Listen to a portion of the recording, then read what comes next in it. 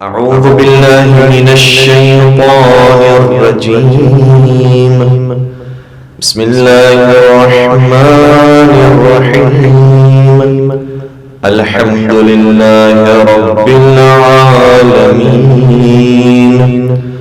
الحمد لله الذي أحصى كل شيء عددا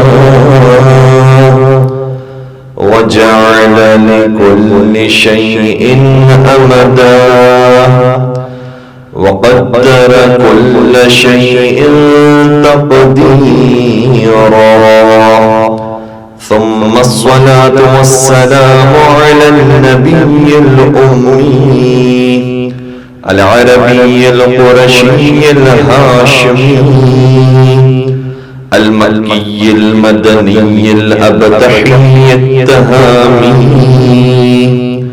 العبد المؤيد والرسول المسدد المصطفى الأمجد المحمود الأحمد حبيب إله العالمين أبي القاسم محمد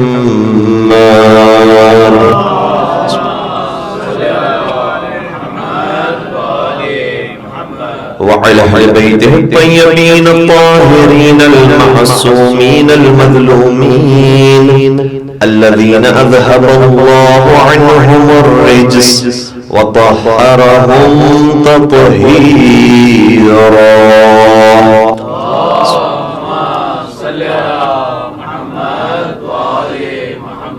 ولعنة الله على أعدائهم أجمعين.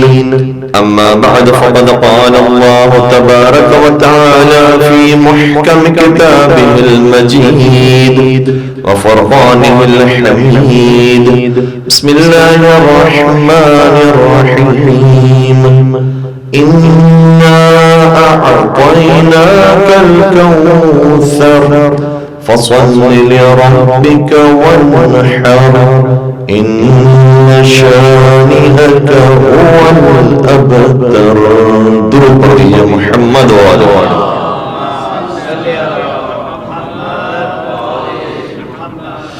عزیزان گرامی قدر، ایام فاطمیہ کی آج ہماری آخری گفتگو ہے، اور اب تک جتنی گفتگو ہوئی اس میں اکثر میں آپ کی خدمت میں مخالفین کی جانب سے ہونے والے اعتراضات کو پیش کرتا رہا، چونکہ بہت ضروری ہے. ابتدائی ایام فاطمیہ میں بالخصوص یہاں پر چند سالوں سے ایام فاطمیہ کا انعقاد ہو رہا ہے، تو لوگوں کے ذہنوں میں کئی سارے سوالات ہوتے ہیں، شبہات ہوتے ہیں کہ اگر اتنا واضح یہ واقعہ ہے تو کیوں لوگ شیعت کی طرف راغب نہیں ہو رہے. تو چند ایک کو آپ کی خدمت بیان کرنے کی کوشش کی، اور حقیقت میں اگر لوگ شیعت کی طرف راغب نہیں ہو رہے، حالانکہ ایسی بات بھی نہیں ہے، کیونکہ ہر سال ایام فاطمیہ کی وجہ سے، عزاداری سید الشہداء کی وجہ سے کئی سارے لوگ شیعہ ہو رہے ہیں، لیکن اگر اس کی رفتار تھوڑی سی کم ہے، ایک تو یہ کہ ہماری کوتاہیاں بھی ہیں، بہت ساری باتیں ہمیں خود نہیں معلوم، دوسری بات یہ ہے کہ کئی ساری چیزیں ان کے بزرگوں نے اسے چھپا کے رکھی ہے، اور یہ ظاہر کیا ہے کہ جیسے یہ شیعوں کی بنائی ہوئی کہانیاں ہیں، شیعوں کی گڑھی ہوئی روایتیں ہیں، ان کا ہماری کتابوں سے کوئی تعلق نہیں ہے، جبکہ ہم نے آپ کی خدمت بیان کرنے کی کوشش کی کہ ان کی مستند ترین کتابوں کے اندر یہ سارے واقعات پائے جاتے ہیں. آج کی گفتگو کا رنگ تھوڑا سا مختلف ہے، اور اس کی وجہ یہ ہے جو علامہ امینی نے بھی شکوہ کیا، جن کا کل ہماری گفتگو کے اندر تذکرہ بھی آیا. علامہ امینی نے بھی ایک شکایتی جملہ کہا کہ قیامت کے میدان میں ان سب کی گردن پکڑوں گا کہ جن کی وجہ سے میری زندگی کے 20 سال ضائع ہو گئے. 20 سال کس میں ضائع ہوئے؟ کہا کہ کتاب الغدیر لکھنے میں. کیوں؟ کیونکہ میں نے الغدیر میں یہ ثابت کیا ہے کہ علی حق پر ہیں. میں 20 سال تک زحمت اٹھاتا رہا، 22 جلدیں کتاب لکھی، سینکڑوں کتابیں پڑھ ڈالی، ہزاروں کے قریب کتابیں پڑھ ڈالی. ان سب کا مقصد یہ تھا کہ میں ثابت کروں کہ علی حق پر ہے، علی پہلے امام ہیں. کاش یہ پہلے ہی سے مانتے ہوتے کہ علی پہلے امام ہے، علی حق پر ہے، تو مجھے یہ ثابت کرنے کی ضرورت نہیں پڑتی، پھر میں علی کی زندگی اور علی کی سیرت ان کے سامنے بیان کرتا کہ علی نے زندگی کیسے گزاری ہے، علی کے نہج البلاغہ کے جملات کی شرح کیا ہے، ان کے معارف کیا ہیں. تو علوم آل محمد کو بیان کر رہا ہوتا، لیکن میں مجبور ہو گیا کہ پہلے ثابت کروں کہ آل محمد ہی حق پر ہیں. مجھے ثابت کرنے میں میری زندگی صرف ہو گئی. انشاءاللہ انہوں نے جو کام انجام دیا ہے پروردگار انہیں ان کا بہترین اجر و ثواب عطا فرمائے. اور انہی کی زندگی کا ایک واقعہ یہ بھی ہے کہ کسی اہل سنت برادر نے آ کر ان سے پہلے دوستی اختیار کی اور اس کے بعد انہوں نے کہا کہ جیسی کتاب تم نے علی کے بارے میں لکھی ہے ویسی اگر ہمارے بزرگ کے بارے میں لکھی ہوتی تو ہم تمہیں مالا مال کر دیتے. شیعوں کے تم نے اتنا بڑے رہنما کے بارے میں کتاب لکھ دی, کوئی تمہیں پوچھنے والا بھی نہیں ہے, کوئی تمہارا تذکرہ کرنے والا بھی نہیں ہے, کوئی تمہیں یاد کرنے والا بھی نہیں, کوئی تمہاری قدردانی کرنے والا بھی نہیں ہے. اگر تم نے ہمارے کسی بزرگ کے بارے میں ایسی کتاب لکھی ہوتی ہم تمہیں درہم و دینار سے تول دیتے.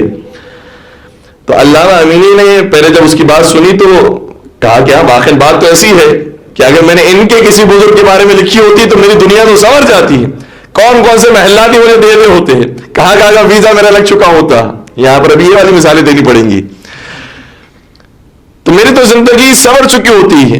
لیکن اگلے ہی لمحے فوراً سے خیال آیا, کہنے لگے کہ تم یہ سمجھ رہے ہو کہ اس کتاب کی وجہ سے مجھے کچھ نہیں ملا ہے, ارے اسی کتاب کی وجہ سے مجھے علی مل گئے ہیں, اور علی دنیا اور آخرت سب سے بہتر ہے میرے لیے.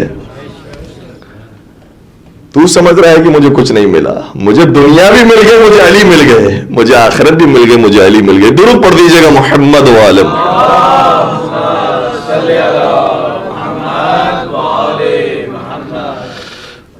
تو آج کی گفتگو کے اندر ابتدائی طور پر جس آیت کو آپ کی خدمت بیان کرنے شرف حاصل کیا اس کے ترجمے سے آپ بخوبی واقف ہیں کہ بسم اللہ الرحمن الرحیم انا اعطیناک الکوثر, اے حبیب ہم نے آپ کو عطا کیا ہے کوثر. اچھا, اس سورے کا مختصر ترین سورہ ہے, لیکن اس سورے کے اندر جو الفاظ استعمال ہو رہے ہیں پورے قرآن کریم میں کہیں پر بھی نہیں ہوئے ہیں. میرے ساتھ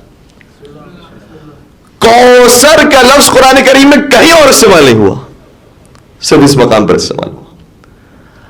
ہم نے عطا کیا ہے آپ کو. کیا انداز ہے, پروردگار نے سب کچھ دے دیا اپنے حبیب کو, لیکن کبھی نہیں فرمایا کہ ہم نے عطا کیا ہے, ہم آپ پر احسان کر رہے ہیں. لیکن جب کوثر کی باری آئی تو ہم نے کہا ہم نے عطا کیا ہے کوثر. اور کوثر جب عطا ہو جائے تو آپ کو کیا کرنا ہے, فَصَلِّ لِرَبِّكَ وَانْحَرْ, تو پھر آپ کو نماز پڑھنی ہے اور قربانی دینی ہے. قربانی یہاں پر ذبح کے معنوں میں ہے جو عید قربان کے موقع پر دی جاتی. اِنَّا شَانِئَكَ هُوَ الْأَبْتَرُ, آپ کا دشمن ہے جو ابتر رہے گا.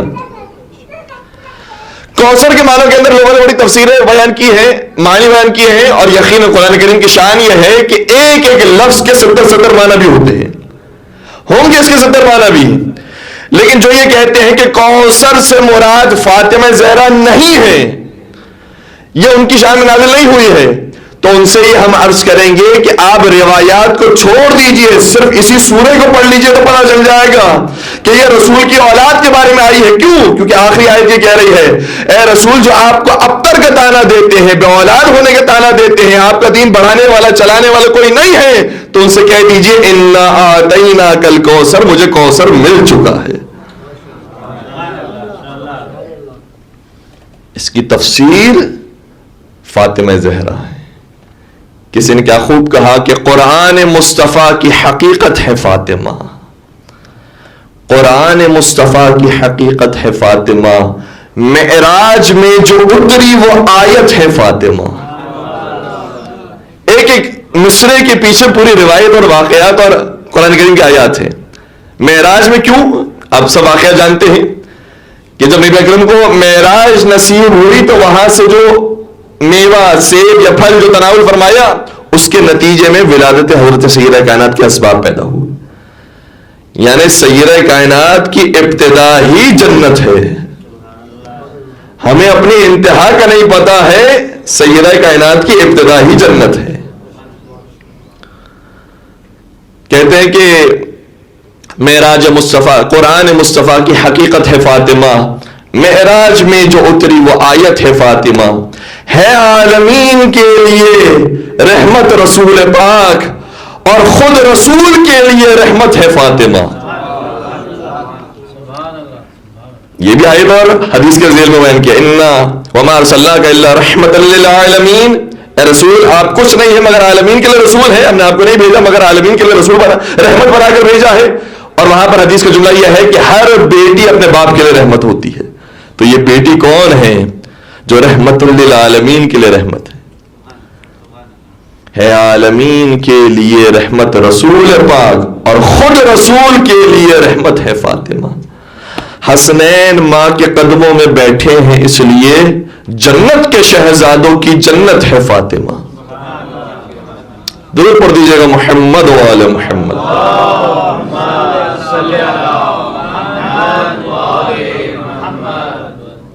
اور یہ بھی کوئی اختلافی حدیث نہیں ہے، صحیح بخاری کا جملہ یہ، الحسن والحسین سیدہ شباب اہل الجنہ، حسن و حسین جنتیوں کے سردار ہیں۔ اور پھر یہ بھی حدیث کا جملہ یہ ہے کہ ہر بیٹے کی اور ہر اولاد کی جنت اس کے ماں کے قدموں میں ہوتی ہے، تو حسنین کی جنت فاطمہ زہرا کے قدموں میں، سیدہ کائنات کا وہ مقام۔ تو سیدہ کائنات کی سیرت آج انشاءاللہ ہمارا تھوڑا سا موضوع رہے گا کہ سیدہ کائنات نے زندگی جو گزاری ہے وہ بھی ہمارے لیے نمونہ عمل ہے۔ ایسا نہ ہو کہ ہم صرف مخالفین کے اعتراضات کے جوابات دیتے رہیں اور جو اصل سیرت ہے سیدہ کائنات کا جو کردار ہے وہ ہماری آنکھوں سے پوشیدہ ہو جائے۔ دیکھیں سیدہ کائنات کی جو سیرت ہے اس کو پڑھنے کے 2-3 طریقے ہیں۔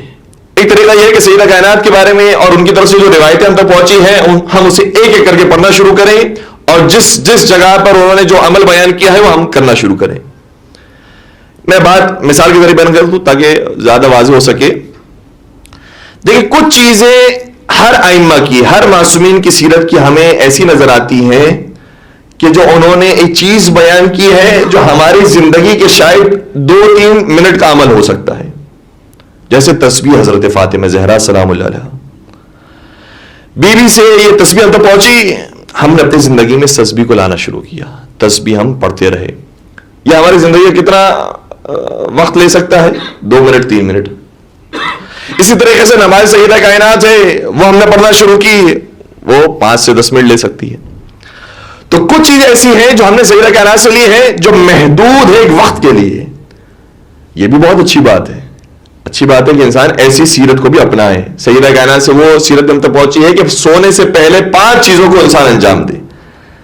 کہیں کہیں روایت مختلف ہے لیکن اس کے اندر 3 مرتبہ، ایک مرتبہ الحمد، 3 مرتبہ سورہ توحید کی تلاوت، پھر اللہم اغفر للمؤمنین والمؤمنات کی تلاوت، پھر استغفر اللہ کی تلاوت، پھر محمد و آل محمد پر درود۔ اور ابھی بھی اگر بھیجیں تو بھی کوئی مذائقہ نہیں ہے۔ صلی اللہ علیہ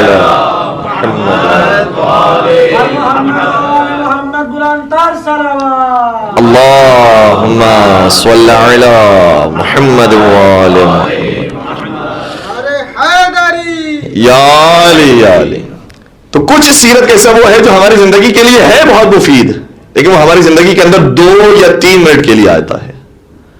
لیکن سیدہ کائنات کی ایک زندگی کا پہلو وہ ہے جو ہمیں لائف ٹائم کی زندگی دے کر جاتا ہے، جو ہماری پوری زندگی کو تبدیل کرتا ہے۔ یعنی سیدہ کائنات کی ہم مجموعی زندگی کو دیکھیں گے تو ہمیں پتہ چل جائے گا کہ ہمیں اپنی زندگی کیسے گزارنی ہے۔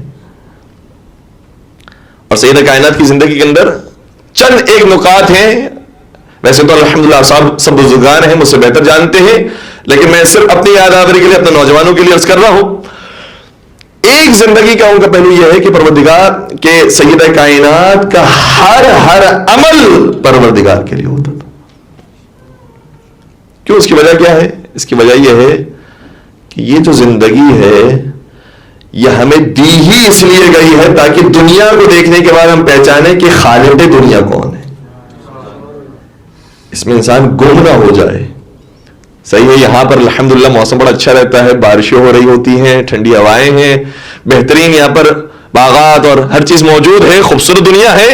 لیکن اگر ذرا سا، اور آج اتفاق سے میرے ساتھ معاملہ ہوا لیکن الحمدللہ آپ کی دعاؤں سے کچھ ایسا بڑا مسئلہ پیش نہیں آیا، نماز پڑھتے پڑھتے ذرا سے دل کے اندر تھوڑا سا درد ہوا۔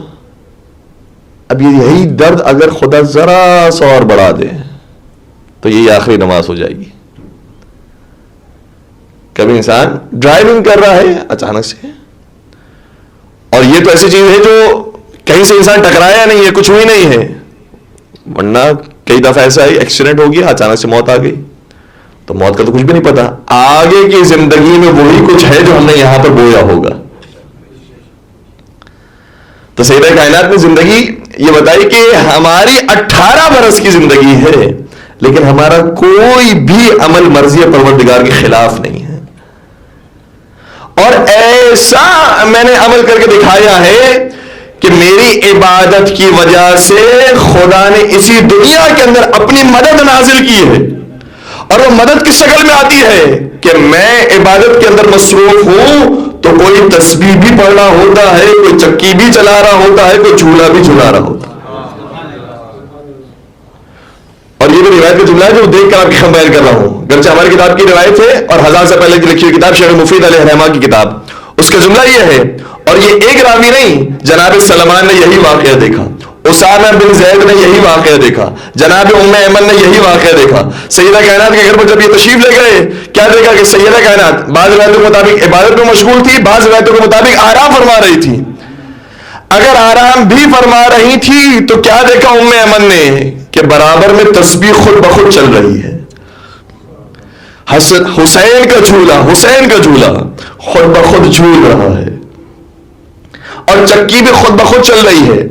آ کر رسول اکرم سے سوال کیا, یا رسول اللہ میں نے عجیب منظر دیکھا, سیدہ کائنات تو آرام فرما رہی تھی, یہ سارے کام خود بخود کیسے ہو رہے تھے؟ کہا تجھے نہیں معلوم, سیدہ کے گھر میں پروردگار نے جبرائیل کو نازل کیا, میکائیل کو نازل کیا, اسرافیل کو نازل کیا. جبرائیل وہ تھے جو چکی چلا رہے تھے, میکائیل وہ تھے جو جھولا جھلا رہے تھے, اسرافیل وہ تھے جو تسبیح ہلا رہے تھے.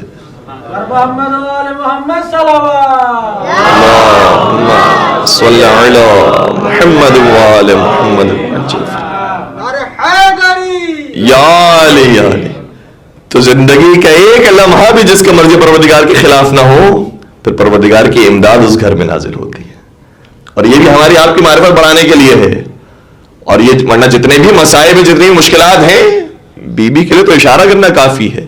اور واقعی روایت کی جملہ یہی ہے, جب یہ مصیبتیں آئیں تو بی بی جیسے ہی اپنے گھر سے بددعا کے لیے باہر نکلی تو سلمان یہ کہتے ہیں میں نے کیا دیکھا, مسجد نبی کے ستون بلند ہونا شروع ہو گئے. تو یہ تو اشارہ کرے تو ساری امت ختم ہو جائے. ان کے قبضہ قدرت میں دنیا اور آخرت کی ساری چیزیں موجود ہیں. سیدہ کائنات کے بارے میں اب ہمارے عالم کا جملہ نہیں, ایک بہت بڑے عارف صوفی اہل سنت برادران سے ان کا تعلق, اور زمانے مولا متقیان کے اندر تھے, یعنی اس زمانے کے وہ عالم ہیں, اس زمانے کے تابعین میں آتے ہیں.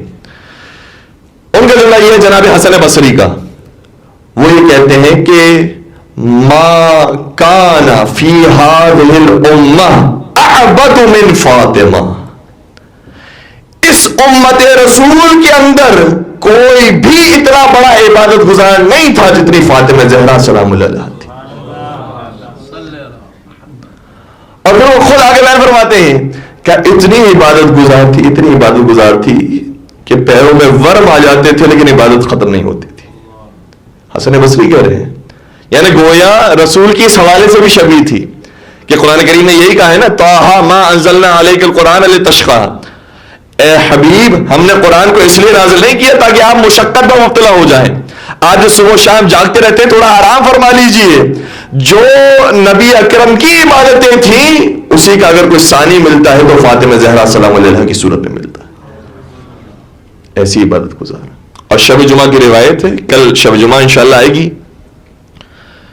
اور روایت بیان کرنے والے کون ہیں؟ ہمارے دوسرے سرکار حضرت امام حسن مجتبی علیہ السلام ارشاد فرماتے ہیں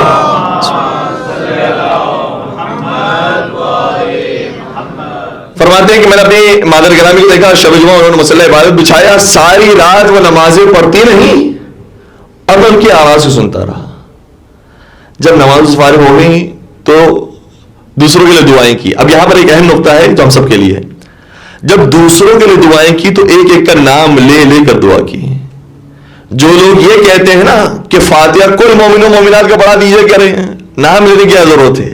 بی بی ایک ایک کا نام لے رہی ہیں, یعنی خود نام لینے کے اندر بھی کوئی تاثیر ہے. اسی لیے کہا گیا کہ نماز شب بھی انسان جب پڑھے تو 40 مومنین کا نام لے کر ان کی مغفرت کے لیے دعا کرے, کیونکہ نام لینے سے جو کنیکشن پیدا ہوتا ہے وہ نام لیے بغیر پیدا نہیں ہو سکتا. یاد کرے انہیں, خود بخود جیسے نام لیتا ہوں ان کی تصویر آ جاتی ہے, ان کی مشکلات ذہن میں آتی ہے, ان کے حالات ذہن کے اندر آ جاتے ہیں. کا نام لے, بیوی ہر ایک کا نام لے رہی. اور اسے یہ بھی پتہ چلتا ہے کہ انسان کو اپنے ہمسایوں کی خبر ہو, آس پاس کے مومن کی خبر ہو, کہ ان کا نام لے سکے نمازوں کے اندر, ان کا نام لے سکے دعاؤں کے اندر. بیوی نام لے کے دعا فرما دی. امام حسن علیہ الصلوۃ والسلام فرماتے ہیں کہ جب سحر کا وقت آیا اور نماز فجر کا وقت آیا, بیوی کو میں نے کیا دیکھا کہ سب کے نام لے لیے لیکن اپنے لیے دعا نہیں فرمائی. اپنے لیے دعا نہیں فرمائی. اچھا, یہ دعا نہیں فرمائی اپنے لیے, اس کے بھی دو مقصد ہو سکتے. شیطان کے بارے میں بھی ہے کہ اس سے بھی سب کے لیے دعائیں کی, اپنے لیے دعا نہیں کی.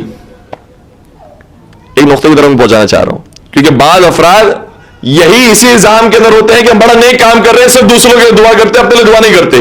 پروردگار ہمارے حالات سے واقف ہے. دعا نہ کرنے کا مقصد کیا ہے یہ بھی دیکھو, ہے میرے ساتھ. دعا نہ کرنے کی نیت کیا ہے؟ شیطان نے بھی سب کے لیے دعا کی تھی, اپنے لیے دعا نہیں مانگی.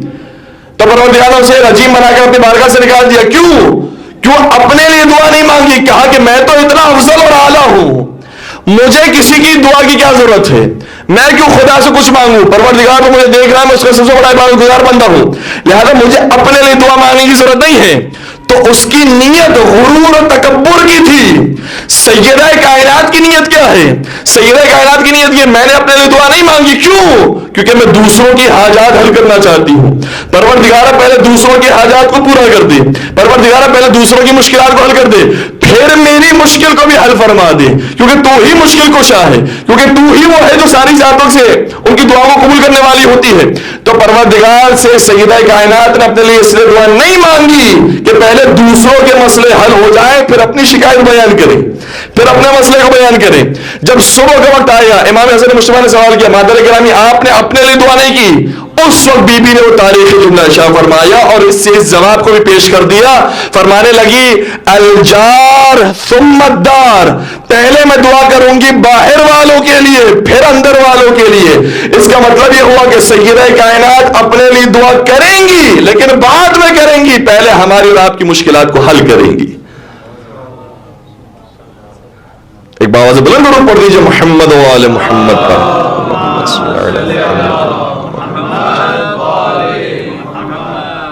تو سیدہ کائنات نے اپنے لیے دعا مانگی ہے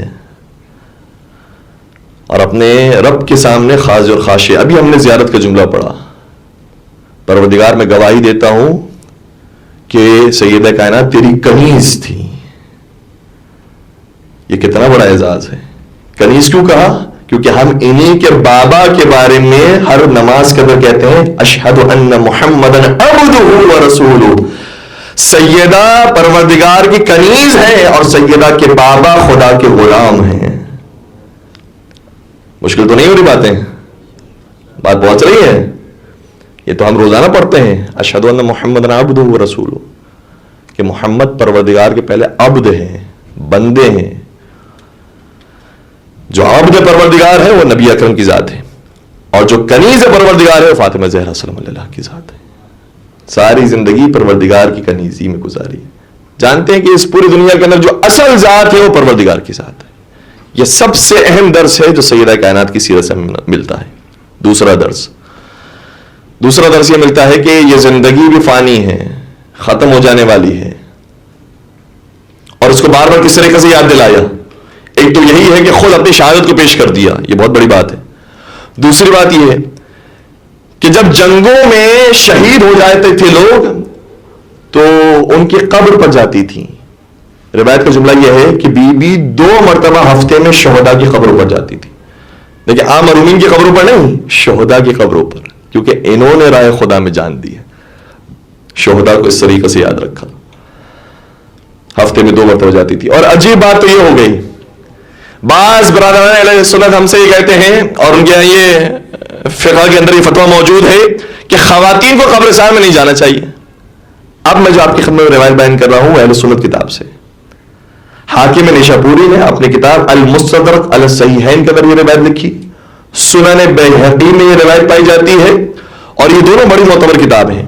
روایت کا جملہ یہ ہے کہ ان فاطمہ بنت النبی کانت تزور قبر امہا حمزہ. سیدہ کائنات بار بار اپنے چچا حمزہ کی قبر پر جایا کرتی تھی. ارے اگر کوئی ایک عمل کسی صحابی سے روایت میں نظر آ جائے تو تم اپنا فتویٰ تبدیل کر دیتے ہو. یہاں پر عمل کسی صحابی سے نہیں بنت رسول سے دکھائی دے رہا ہے کہ بنت رسول بار بار جایا کرتی تھی قبر حمزہ پر. اور جو لوگ جا چکے قبر حمزہ پر انہوں نے تو میری بات کو لے لیا, جو نہیں جا چکے میں ان کو ان کے سامنے نقشہ بھی بیان کر دوں کہ جناب حمزہ کی قبر ایسا نہیں کہ ایک کونے پر موجود ہے, وہاں پورا قبرستان شہداء احد ہے. یعنی بی بی قبرستان جایا کرتی تھی اور قبرستان جانے کے بعد روایت ہی کا جملہ آ گئی ہے کہ بیوی وہاں پر جا کر گریہ فرماتی تھی, گریہ فرماتی تھی. اس کا مطلب یہ ہوا کہ شہداء پر رونا بدعت نہیں ہے, سنت بنت نبی ہے. محمد والے محمد صلوات اللہم صلی علی محمد وعلی محمد وعجل فرجہم. تو سیدہ کائنات نے شہداء کو اس طریقے سے یاد رکھا ہے, بار بار جایا کرتی تھی. اور یہ بھی پھر اہل سنت عالم دین کا جملہ ہے, یہ بہت پرانی کتاب, 1000 سال پہلے کی کتاب. ابن شبہ نمیری نے اپنی کتاب تاریخ المدینہ المنورہ کے اندر یہ لکھا کہ بی بی جب جاتی تھی قبر حمزہ پر تو ترمہ و تصلحہ, روایت کا مطلب یہ ہے کہ بی بی جب قبر حمزہ پر پہنچتی تھی تو اس کی مرمت فرماتی تھی, بہتر کرتی تھی اس قبر کو اور اس کی اصلاح کرتی تھی. اس کا مطلب یہ ہوا کہ قبروں پر جانا بھی سنت ہے اور قبروں کو بنانا بھی سنت ہے. یہ ہماری کتاب نہیں ہے, برادران کی کتاب ہے اور بہت قدیمی کتاب ہے, اس کے اندر یہ ساری روایت موجود ہے. تو بی بی جایا کرتی تھی, اس طریقے سے یاد شہداء کو باقی رکھا. اور پھر اسی طریقے سے وہ روایت بھی آپ کے ذہن میں یقین موجود ہوگی, میں بہت تفصیل سے بیان نہیں کرنا چاہ رہا, یقین آپ کی سنی ہوئی روایت ہوگی. بی بی کی تسبیح تو پوری دنیا میں معروف ہے, یعنی حتیٰ کوئی بھی مکتب فکر ہو ہر ایک جانتا ہے کہ تسبیح اگر ہے تو تسبیح حضرت فاطمہ زہرا صلی اللہ علیہ کے نام سے.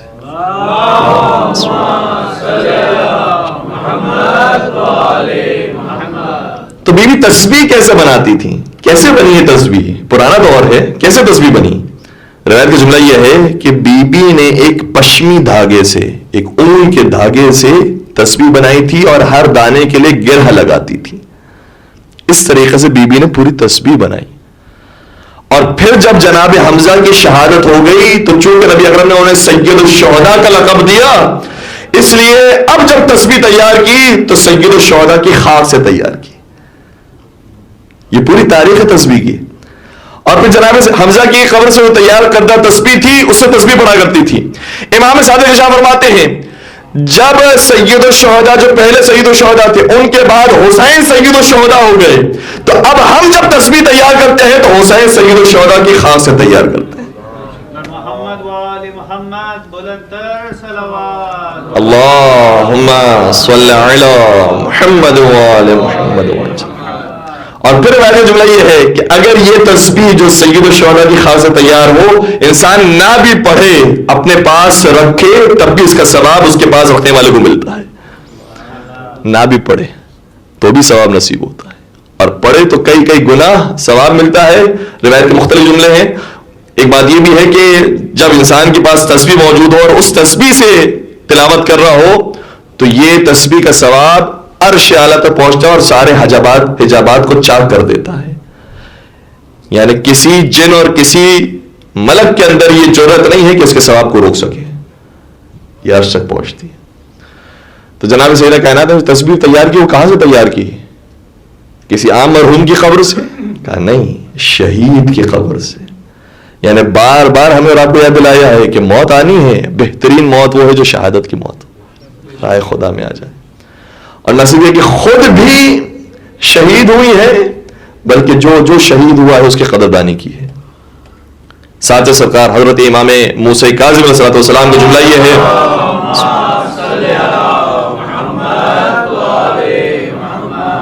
بعض اس زمانے کے اندر اس شش و پنج کے اندر مبتلا تھے کہ سیدہ کائنات شہید ہوئی بھی ہے یا نہیں ہوئی.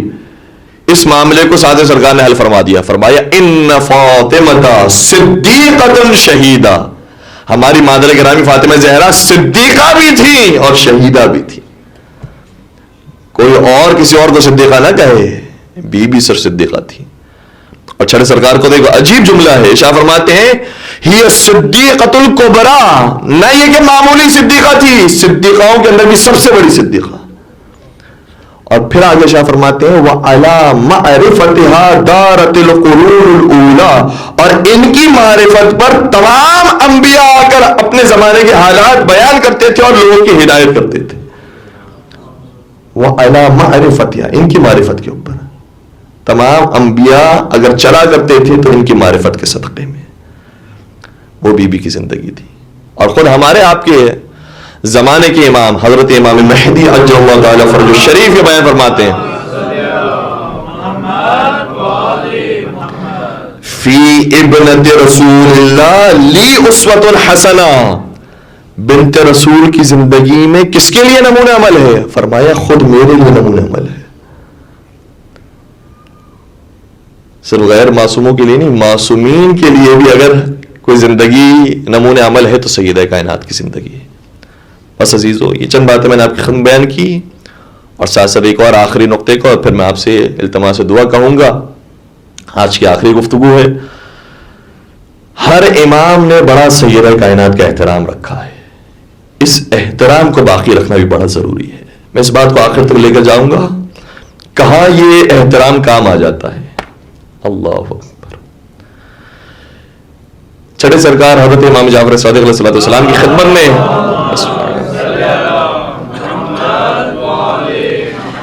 ایک صحابی آیا جس کا نام سکونی ہے. آگے کہنے لگا کہ فرزند رسول بڑی بری خبر لے کر آیا ہوں. کہا کیا ہوا؟ کہ میرے گھر میں بیٹی پیدا ہوئی. اللہ اکبر. کہ اس میں بری خبر کی تو بات نہیں، تو خوشخبری ہے، تجھے مبارک ہو.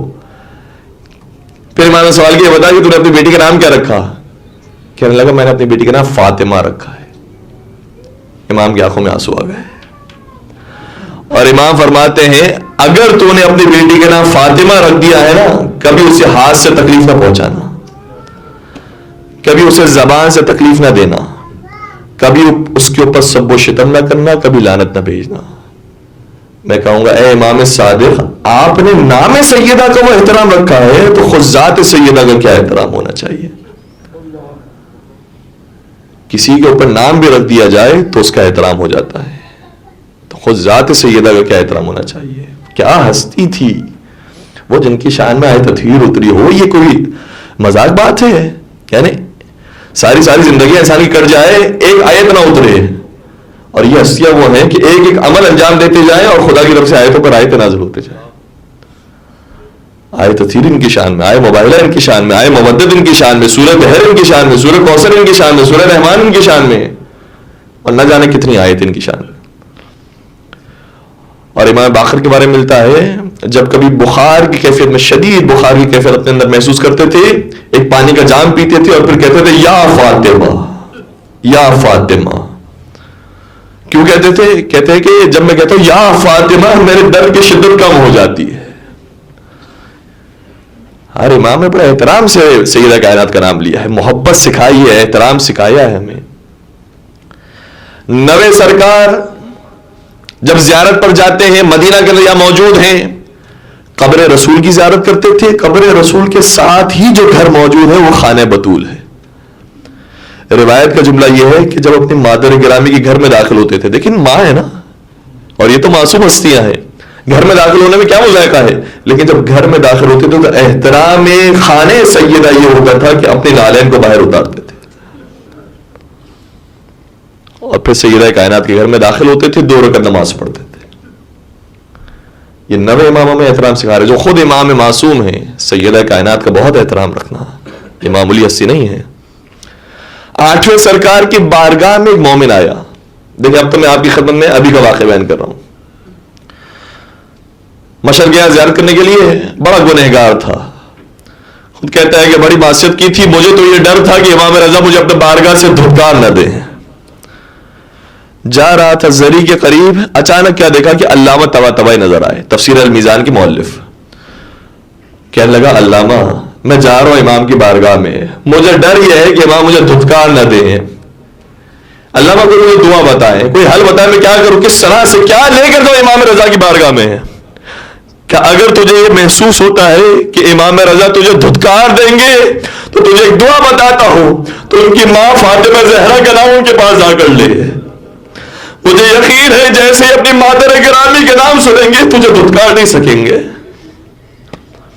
کہتے میں نے یہی کیا، میں گیا زری کے پاس، جیسے میں نے کہا یا فاطمہ الزہرا، میری خود بخود آنکھوں سے آنسو جاری ہو گئے. مجھے یقین ہو گیا امام رضا نے مجھے قبول کر لیا. یہ بی بی کا احترام ائمہ علیہ السلام نے سکھایا. روایت کے جملے یہ ہے، قیامت کے میدان ہوگا، آواز دی جائے گی. کئی ساری روایتیں قیامت کے اعتبار سے، لیکن ایک روایت کا جملہ یہ ہے، منادی آواز دے گا ایھا المحبون لفاطمہ، کہاں ہے وہ لوگ جو فاطمہ زہرا سے محبت کرتے تھے؟ آ جائے چادر سیدہ کو پکڑ لے. روایت کا جملہ ہے، چادر سیدہ کو پکڑ لے، اور جو اس چادر سیدہ کو تھام لے بس خدا کی امان میں آ گیا، جہنم سے محفوظ ہو گیا. روایت کا دوسرا جملہ یہ ہے کہ کچھ لوگ میدان محشر میں ایسے ہوں گے کہ جن کا ایک نام پڑ جائے گا، اس گروہ کو کہا جائے گا یہ گروہ فاطمیون کا گروہ ہے، یہ فاطمہ کے چاہنے والوں کا گروہ ہے. ان سے پوچھ گچھ نہیں ہوگی، انہیں جنت میں داخل کیا جائے گا. پروردگارا، ہم نے ایام فاطمیہ میں کچھ مجالس برپا کی ہے، تیرے اس کنیز کی محبت میں آ کر، سیدہ کائنات کی محبت میں آ کر پروردگارا ہماری ان کاوشوں کو اپنی بارگاہ میں قبول فرما. پروردگارا جو یہاں پر تشریف لائے ہیں اور انہوں نے مجالس سیدہ کو سنا ہے، سیدہ کے مصائب پر گریہ کیا ہے، پروردگارا انہیں سیدہ کے مصائب پر رونے کے صدقے میں جنت نصیب فرما. سیدہ کائنات کے جوار کے اندر جگہ عطا فرما. پروردگارا اسی طریقے سے ہماری نسلوں کے اندر بھی سیدہ کائنات کی محبت جاری و ساری فرما. روایت کی جملہ یہ بھی ہے قیامت کے بارے میں کہ جیسے ہی سیدہ کائنات آئیں گی آواز آئے گی غضوا ابصارکم، غضوا ابصارکم، اے اہل محشر اپنی آنکھوں کو جھکا لو. اب بنت رسول آ رہی ہے. نہ یہ جملہ مریم سلام اللہ علیہا کے بارے میں آیا، نہ جناب آسیہ کے بارے میں آیا، نہ جناب خدیجہ کے بارے میں آیا. یہ جملہ اگر آیا ہے تو صرف فاطمہ زہرا کے بارے میں. اب بیوی محشر میں داخل ہو رہی ہے، اپنی آنکھوں کو جھکا دو. اور بعض روایتوں کے اندر تفصیل کے ساتھ آیا، اے آدم تم بھی اپنی آنکھوں کو چھپاؤ، اے نوح تم بھی اپنی آنکھوں کو چھپاؤ، اے ابراہیم اور اسماعیل اپنی آنکھوں کو جھکا دو. اب فاطمہ زہرا داخل ہو رہی ہے. اب روایت کے مختلف جملے ہیں. ایک جملہ یہ ہے روایت کا، جب آئیں گی بی بی تو نبی اکرم علیہ مرتضی سے مخاطب ہو کر فرمائیں گے، اے علی ذرا معلوم تو کرو میری بیٹی میری امت کی شفاعت کے لیے کیا لائی ہے. یعنی گھرانہ ایسا ہے جسے اپنی شفاعت نہیں کرنی، پہلے اپنی امت کی شفاعت کرنی. کیا لائی ہے؟ تو سیدہ کائنات مختلف چیزیں ہیں جو دکھائیں گی. ان میں سے ایک چیز کیا ہے؟ فرمانے لگیں گی کفانا لاجل ھذا المقام الیدان المقطوعتان من ابنی العباس. میرے بابا سے جا کر کہہ دینا آپ کی امت کی شفاعت کے لیے میرے بیٹے عباس کے 2 کٹے بازو ہی کافی ہے.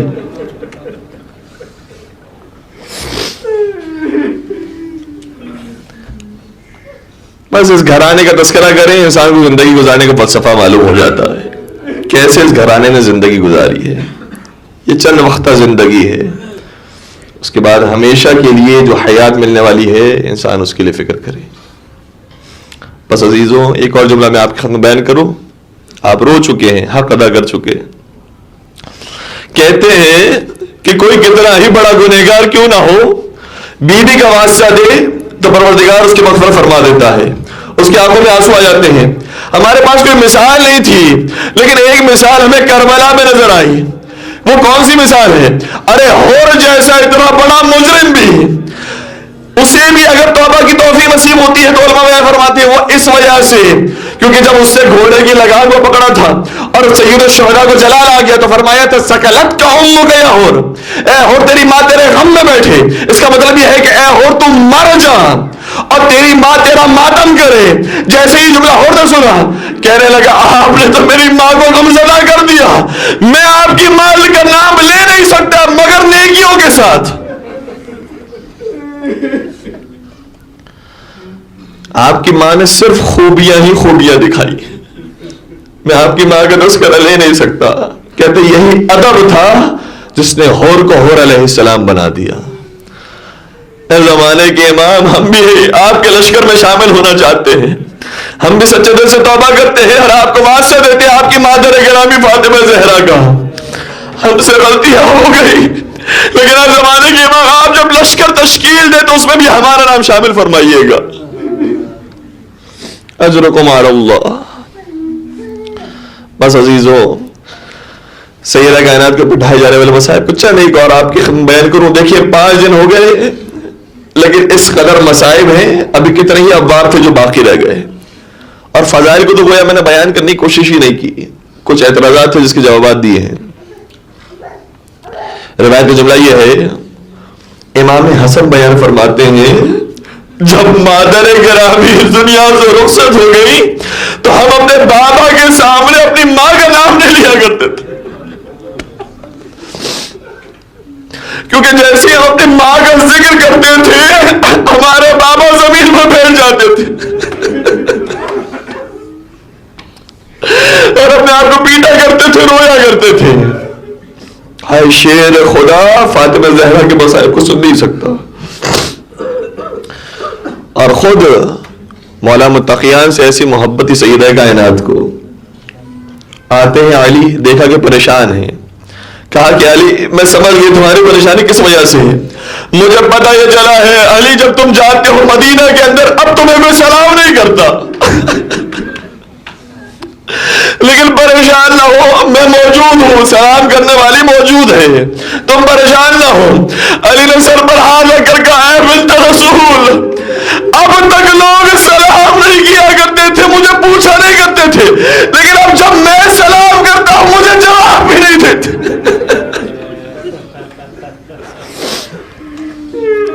اجرکم علی اللہ. سیدہ کائنات کی بڑی محبت تھی نبی مولا متقیان سے.